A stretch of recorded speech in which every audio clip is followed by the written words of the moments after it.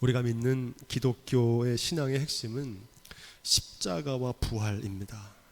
믿음이 있다는 것은 십자가와 부활에 대한 믿음을 말합니다. 예수님이 주시는 영생이 불로장생이 아닌 것처럼 예수님의 부활은 단순히 썩어질 몸, 죽은 몸이 재생되는 신비한 사건이 아닙니다. 예수님의 부활이 전하는 메시지가 있습니다.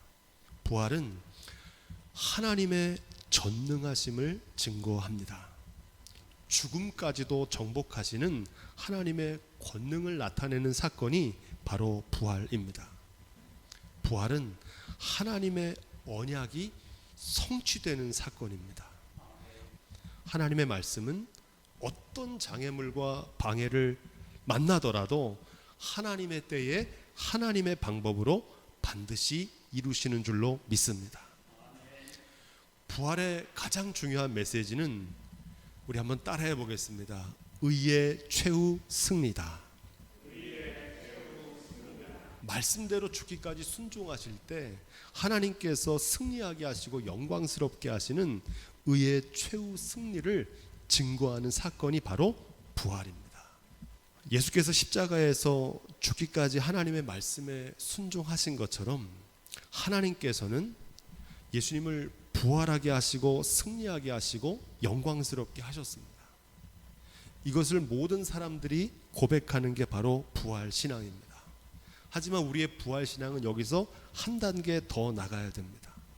나도 예수님을 쫓아서 내 몫에 된 십자가를 지고 죽기까지 그 말씀대로 순종하는 겁니다.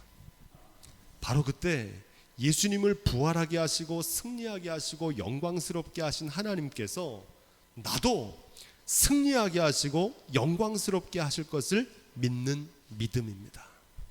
이 믿음이 저와 여러분 가운데 있기를 주님의 이름으로 축원드립니다. 예수님께서는 나는 부활이요 생명이니 나를 믿는 자는 죽어도 살겠고 무릇 살아서 나를 믿는 자는 영원히 죽지 아니하리라. 이것을 내가 믿느냐? 여러분, 주님의 부활을 믿으십니까? 지난주 부활절 예배를 전 세계의 사람들이 축제로 드렸지만 이 부활을 믿는 믿음을 갖기가 쉽지 않습니다. 이 부활을 날마다 나의 삶에서 그 감격과 의미를 온전히 누리며 살기는 더 어렵습니다. 얼마나 어려우냐? 오늘 본문에 나오는 주님의 부활을 지켜본 주님의 12 제자들조차도 이 주님의 부활을 온전히 믿지 못할 만큼 어렵습니다. 오늘날에도 부활을 믿지 않는 그리스도인들, 부활을 우리의 삶에서 그 감격과 기쁨을 체험하며 사는 사람들이 적습니다. 바라기는 오늘 이 말씀 가운데 부활하신 주님을 만난 도마가 주님은 하나님이시고 나의 구원자시다 고백했던 그 부활의 믿음의 고백이 저와 여러분 가운데도 있는 시간이 되기를 주님의 이름으로 축복드립니다. 우리 그런 맥락에서 26절 말씀을 다시 함께 그 뜻을 생각하면서 봉독하겠습니다. 부활하신 주님께서 제자들을 다시 찾아오십니다.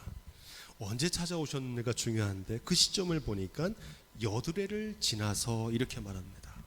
언제부터 여드레냐? 그 앞에 19절 말씀에 보니까 이날 곧 안식 후 첫날 저녁 때에 주님께서 제자들을 찾아오신 날로부터 여드레가 지난 겁니다. 첫 번째 부활절로부터 8일이 지난 후입니다. 여기서 우리가 주목할 말씀이 안식 후 첫날이라는 말인데 이 안식 후 첫날은 바로 주님께서 부활하신 날, 주일이라고 부릅니다. 영어로 Lord's Day입니다. 주님의 날. 그래서 우리가 매주일 지키는 이 주일은 바로 주님의 날입니다. 주일을 지킨다는 것은 주님께서 부활하신 날을 기념하는 것입니다. 주님의 부활과 주님의 영광의 날, 언약이 성취된 날, 주님께서 최후 승리하신 그날을 기억하는 날이 바로 주일입니다. 이 안식 후 첫날은 안식일을 다음 날을 뜻하는데 잘 아시는 대로 구약의 안식일은 금요일 저녁부터 토요일 저녁까지입니다. 안식일은 한마디로 토요일을 말합니다. 그래서 어떤 특정 교파, 안식일 교단은 구약의 안식일을 토요일로 지키는 것이 더 성경적이다는 주장을 하기도 합니다. 하지만 이것은 단편적인 생각입니다. 우리가 주일을 지키는 것은 오늘 말씀대로 예수님께서 부활하신 날을 지키는 겁니다. 그날에 구약의 안식일의 정신도 함께 지키는 겁니다. 안식일의 정신은 무엇입니까? 하나님께서 나의 모든 삶, 생명과 건강과 물질을 허락해 주셨다. 하나님이 나의 삶의 주관자 되심을 고백하고 모든 것이 하나님의 은혜임을 기억하는 거룩한 날이 바로 주일이 되어야 될 줄로 믿습니다. 주님께서 여드레 후에 제자들에게 하신 말씀이 중요합니다. 뭐라고 말씀하시느냐? 가라사대 너희에게 평강이 있을지어다, 이렇게 말씀하십니다.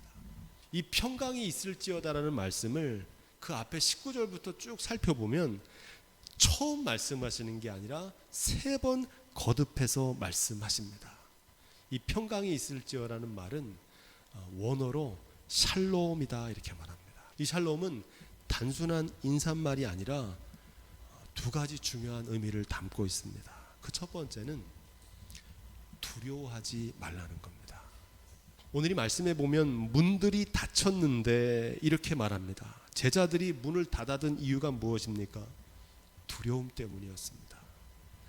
8일 전에 부활하신 주님께서 찾아오셨을 때도 그들은 문을 닫고 두려워하고 있었습니다.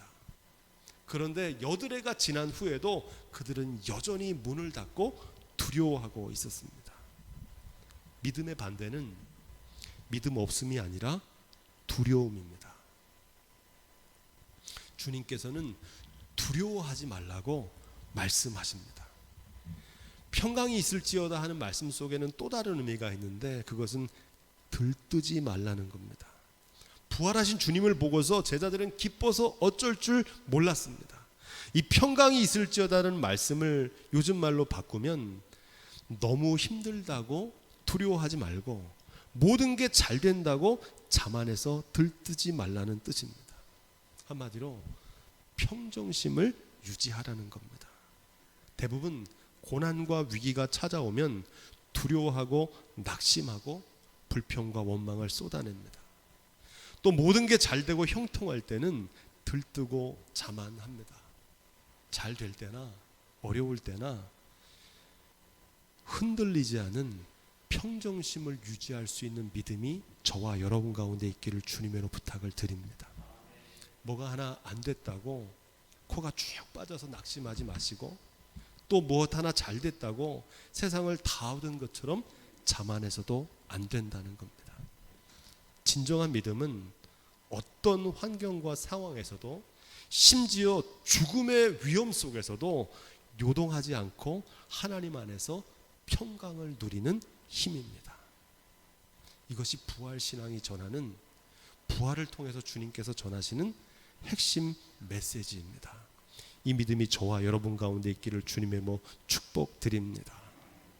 죽음의 수용소라고 하는 책을 쓴 빅터 프랭클이라고 하는 분은 유대인 정신분석학자인데 이분은 독일 나치에 의해서 아우슈비츠 수용소에 수감되었습니다. 그런데 그 속에서 절망하는 사람들, 야 이제 나는 다 죽었다 생각하는 사람들은 정말 그들의 생각대로 죽어나가는데 그 절망 속에서도 희망을 품고 사는 사람들은 견디고 버텨서 그 삶을 유지하는 것을 체험하게 됩니다. 그래서 이분이 로고테라피라고 하는 의미 치유를 발견합니다. 핵심은 간단합니다. 사느냐 죽느냐가 육체적인 힘과 환경이 전부가 아니라 희망을 품고 포기하지 않는 내면의 힘에 달려있다는 겁니다. 바꿔 말하면 우리 한번 따라해 볼까요? 삶은 믿음에서 나온다. 우리의 부활 신앙, 우리의 믿음이 우리를 절망으로부터 승리하게 하는 힘이 되는 줄로 믿습니다. 그래서 부활신앙이 전하는 핵심 메시지를 요즘 말로 바꿔 말하면 삶에서 만나는 절망을 이기는 힘입니다. 키에르 케고르라는 분은 죽음에 이르는 병이라고 하는 유명한 책을 썼는데, 여기서 말하는 이 죽음에 이르는 병은 절망이고, 이 절망을 이기는 힘을 부활신앙에서 찾았습니다. 이 믿음의 고백이 우리의 삶에서 이루어지기를 다시 한번 주님의 이름으로 부탁을 드립니다. 그런 맥락에서 27절과 28절 말씀을 우리 계속해서 함께 읽어보겠습니다. 예수님께서 도마에게 이렇게 말씀하시고 손가락을 옆구리의 창자국에 만지게 하신 이유는 8일 전에 다른 제자들 앞에 주님께서 나타나실 때 마침 도마는 그 자리에 없었습니다. 그때 도마는 나는 보지 않고는 절대 주님의 부활을 믿지 못하겠다고 말합니다. 하지만 반전이 있습니다. 이 의심 많던 도마, 주님의 부활을 믿지 못하던 도마가 주님의 창자국에 자신의 손가락을 넣고 직접 주님의 부활하신 몸을 체험한 후에 주님의 부활을 확실히 믿게 되었다는 겁니다. 나의 주님이시고 나의 하나님이십니다. 부활하신 주님께서는 도마에게 그리스도의 흔적, 이것을 스티그마라고 하는데 그 흔적을 직접 만져보게 하셨습니다. 도마는 믿음의 사람으로 변화됩니다. 믿음 없는 자에서 믿는 자가 됩니다. 이런 믿음을 가리켜서 뭐라고 얘기하느냐? 체험적인 믿음이라고 말합니다. 많은 사람들이 의심 많은 도마라고 비난하지만 보고 믿은 도마의 체험적인 믿음, 이 믿음은 이 정도면 훌륭한 믿음입니다.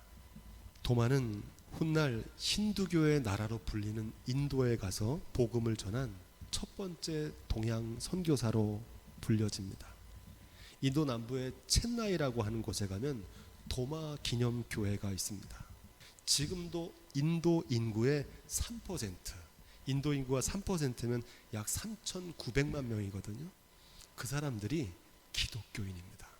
우리나라 인구 가운데 20%가 기독교인인데 1,000만 기독교인이라고 그럽니다. 1,000만 기독교인. 그런데 인도는 힌두교의 나라인데 3,900만 명이 기독교인입니다. 그 불씨를 일으킨 게 바로 오늘 말씀에 나오는 도마입니다. 체험하는 신앙을 추구했던 도마는 복음의 증인이 되었습니다. 바라기는 저와 여러분도 우리의 삶 속에서 도마처럼 기도하시기 바랍니다. 위기와 고난이 찾아왔을 때 주님, 내가 주님을 만나기를 원합니다. 내가 주님의 창자국을 만지고 주님께서 삶의 주관자라는 사실을 내가 경험하게 하여 주옵소서. 그래서 그 체험으로 주님을 확실히 믿고 고백할 수 있는 체험적인 신앙을 간구할 때 도마를 만나주신 주님께서 우리에게도 믿음 주실 줄로 믿습니다. 문제는 보고 믿은 도마의 믿음이 아닙니다. 문제는 보고도 믿지 못하는 믿음입니다. 나머지 다른 제자들의 믿음입니다. 8일 후에 부활하신 주님이 다시 찾아오셨을 때도 문이 닫혀 있었다는 겁니다. 여전히 제자들은 부활하신 주님을 만나고도 주님을 믿지 못하고 문을 닫아뒀던 겁니다. 8일 전에도 평강이 있을지어다 주님께서 2번이나 말씀하셨지만 여전히 두려워하고 있었던 겁니다. 도마는 보지 못했기 때문에, 체험하지 못했기 때문에 믿지 못했지만 제자들은 부활하신 주님을 보고도 믿지 못했던 겁니다. 마태복음 13장 13절로 16절은 이렇게 말합니다. 그러므로 내가 저희에게 비유로 말하기는 저희가 보아도 보지 못하며 들어도 듣지 못하며 깨닫지 못함이니라. 이사야의 예언이 저희에게 이루었으니 일렀으되 너희가 듣기는 들어도 깨닫지 못할 것이요 보기는 보아도 알지 못하리라. 이 백성들이 마음이 완악해져서 그 귀는 듣기에 둔하고 눈은 감았으니, 이렇게 말합니다. 주님의 부활을 보고도, 주님이 하시는 구원의 역사를 보고도 믿지 못하는 사람들이 구약의 이사야 시대에도 있었고 예수님 당시의 제자들도 그랬고 오늘날에도 이런 믿음에 머무는 분들이 많다는 사실입니다. 29절 말씀 우리 계속해서 읽겠습니다. 예수께서 가라사대 너는 나를 본고로 믿느냐 보지 못하고 믿는 자들은 복되도다 하시니라. 아멘. 도마는 주님을 보고 믿었고 다른 제자들은 주님을 보고도 믿지 못했지만 주님께서는 한 단계 더 높은 믿음의 단계를 말씀하십니다. 보지 못하고 믿는 자들이 있다는 겁니다. 경험해 보지도 않았는데 처음에 보지도 않았는데 주님을 믿는 복된 믿음이 있다는 겁니다. 부활하신 주님을 보지도 못하고 믿는 사람이 성경에 등장하는데 그 사람이 바로 사도 바울입니다.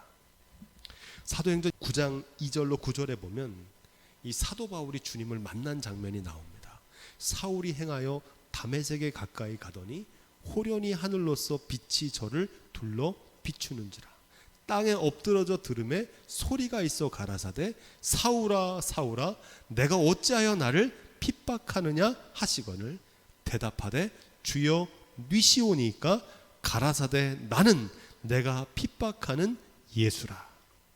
사울이 땅에서 일어나 눈을 떴으나 아무것도 보지 못하고 사람의 손에 끌려 다메섹으로 들어가서 사흘 동안 보지 못하고 식음을 전폐하니라.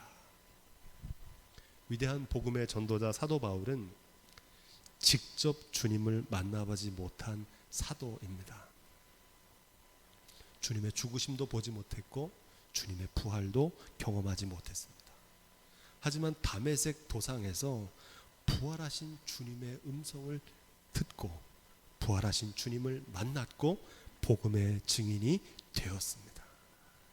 보지 않고 믿은 믿음의 사람입니다. 혹시 예배하는 분들 가운데 부활하신 주님을 직접 만나보신 분 계십니까?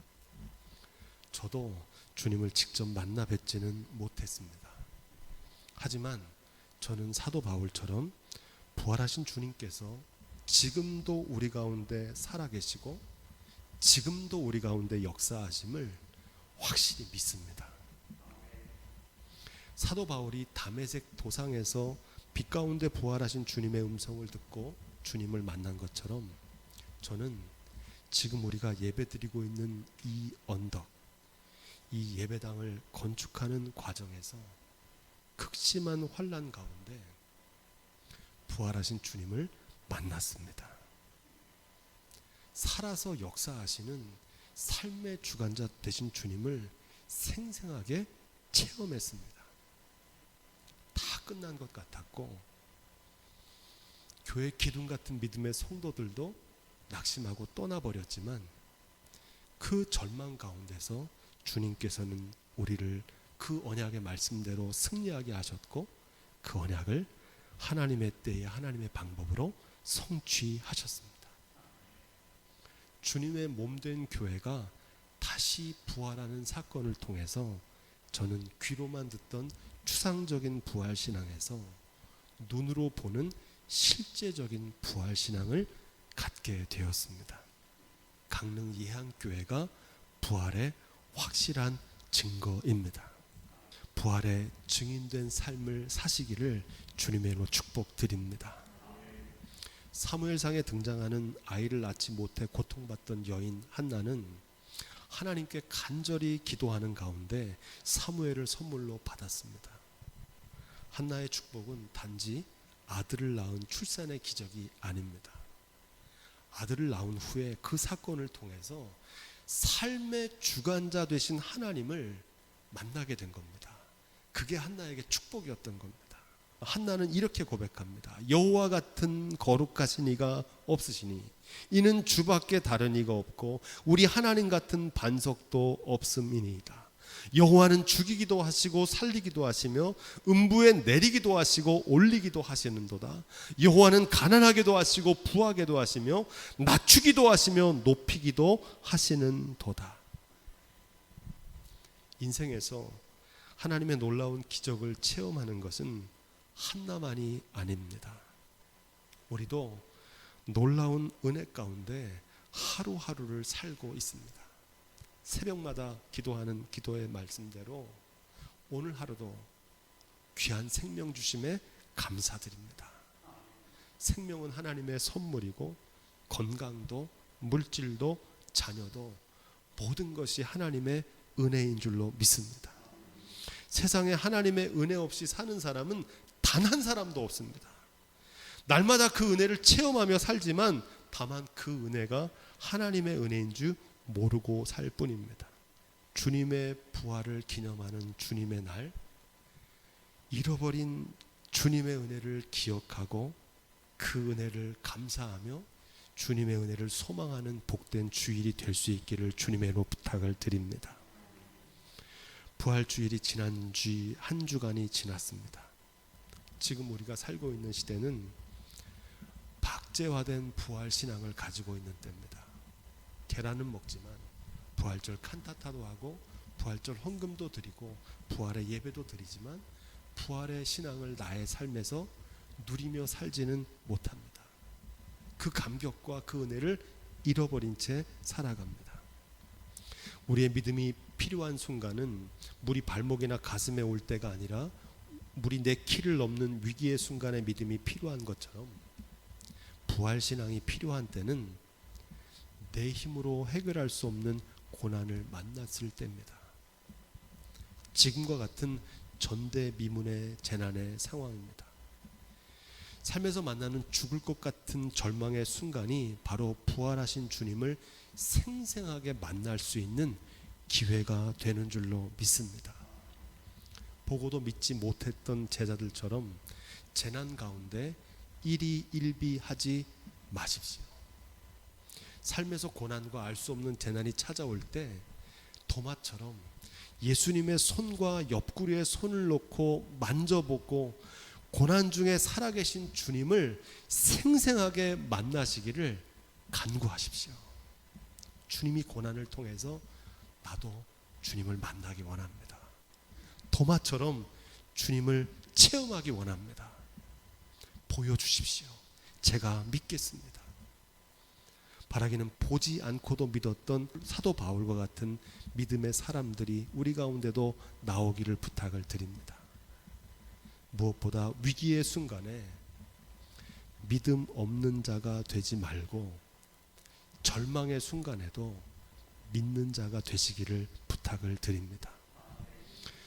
고린도서 15장 말씀으로 오늘 말씀을 마치려고 합니다. 이 고린도서 15장은 일명 부활장으로 불려집니다. 이 부활장의 결론이 57절인데 이렇게 기록됩니다.